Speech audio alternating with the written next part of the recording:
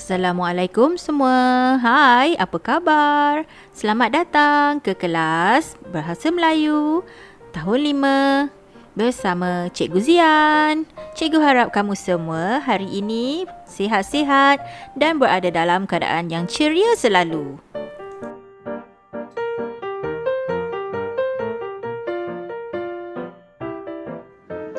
Tajuk kita pada hari ini ialah keselamatan di sekolah, kantin selamat dan pengawal sekolah.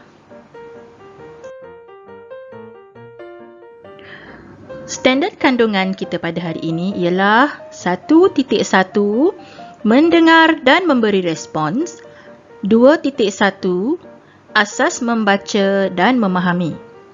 Standard pembelajaran pula ialah 1.1.1 mendengar, mengecam dan menyebut dengan betul ayat tunggal. 2.1.3 membaca dan memahami pelbagai jenis ayat.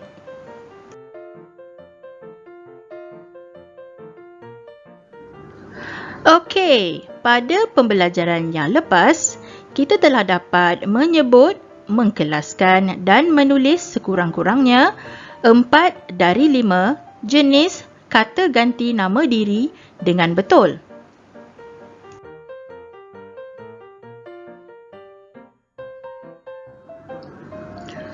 Jadi, di akhir pembelajaran pada minggu ini, cikgu harap kamu akan dapat menyebut sekurang-kurangnya 3 dari 4 rakaman ayat tunggal dengan betul. Kedua, membaca sekurang-kurangnya 4 dari 5 pelbagai jenis ayat dengan betul. Dan yang terakhir, menulis sekurang-kurangnya 4 dari 5 ayat pelbagai jenis dengan betul.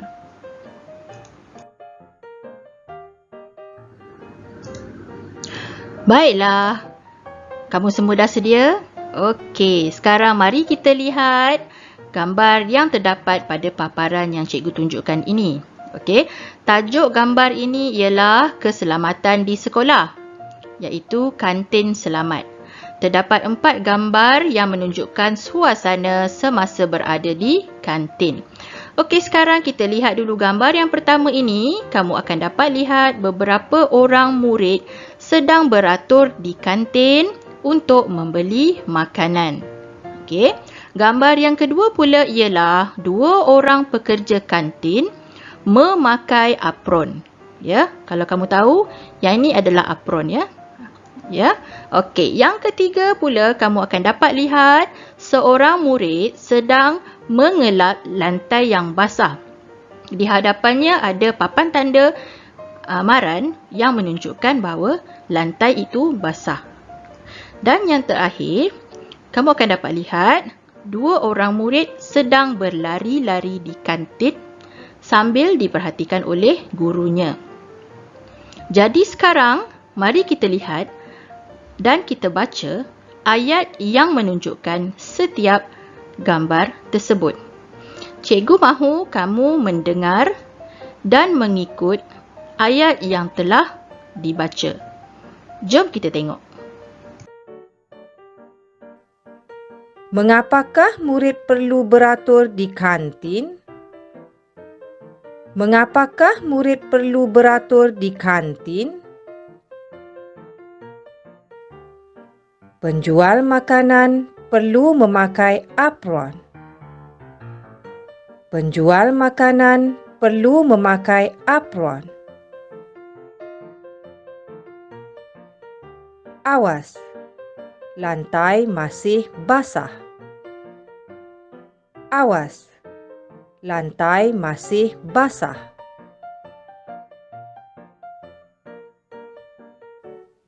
Jangan berlari di kantin. Jangan berlari di kantin.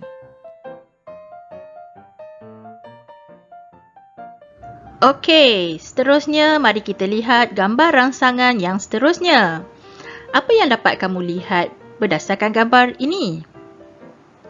Ya, gambar ini menunjukkan suasana di hadapan kawasan sekolah.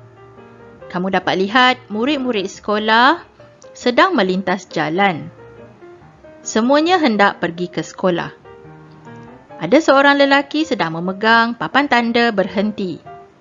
Kemungkinan besar lelaki tersebut ialah pengawal keselamatan. Di belakang lelaki tersebut ada sebuah bas. Bas itu merupakan bas sekolah. Jadi, cikgu mahu kamu membina sekurang-kurangnya 4 ayat berdasarkan gambar tersebut. Mari kita cuba. Ayat yang pertama. Encik Hasan ialah pengawal keselamatan. Encik Hasan ialah pengawal keselamatan. Ayat yang kedua. Dia memastikan murid-murid dapat melintas. Dia memastikan murid-murid dapat melintas. Ayat yang ketiga. Siapakah yang menjaga keselamatan murid? Siapakah yang menjaga keselamatan murid? Ayat yang keempat. Jangan berebut-rebut semasa melintas. Jangan berebut-rebut semasa melintas.